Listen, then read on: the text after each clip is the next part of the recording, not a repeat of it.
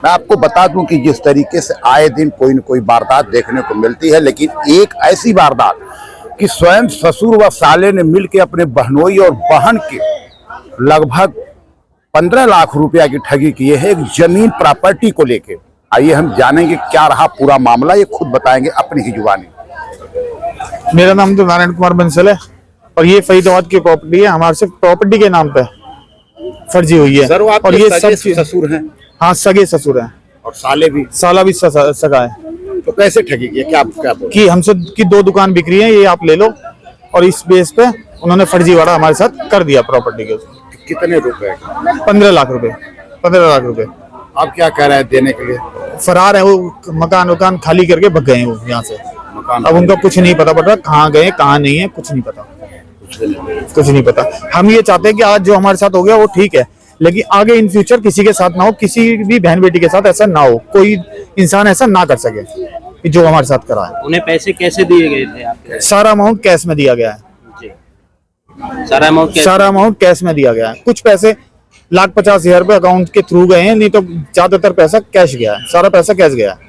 सारा पैसा cash. Sir, क्या कहना चाहेंगे जिस प्रकार से आप लोग पहुंचे हुए हैं और तमाम शिकायतें, आपका स्वयं समधी आपसे पैसे की ठगी कर रहे हैं? हमने आज तक ऐसा नीच इंसान नहीं देखा कि जो अपनी बेटी का ही घर बर्बाद कर रहे।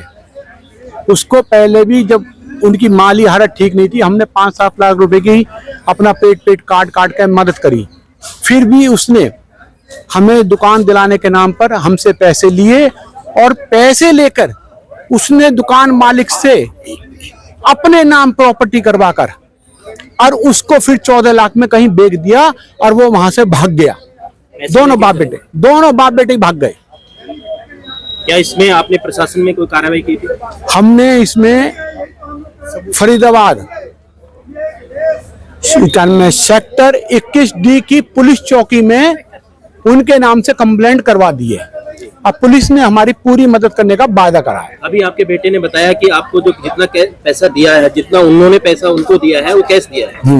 ठीक है, तो ऐसा क्या था कि क्योंकि हमने जो फरीदाबाद में एक जमीन ली थी उसको बेच के वो हम पे पैसा आया, हमने उसको वो कैश दे दिया।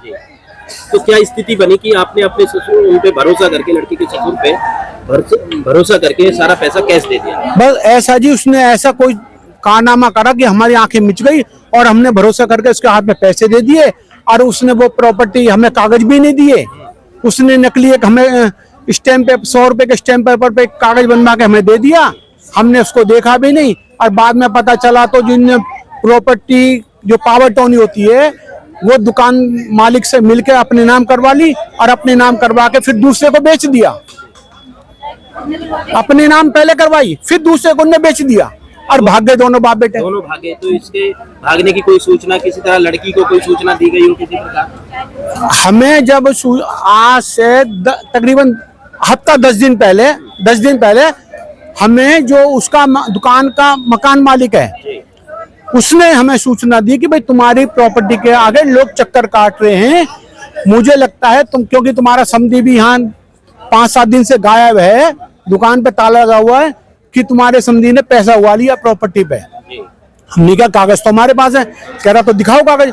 जब हम फरीदाबाद पहुंचे हमने कागज देखे तो कह रहा ये कागज ही नहीं है। फिर हमने थाने में रिपोर्ट लिखवाई उसके साथ मिलकर।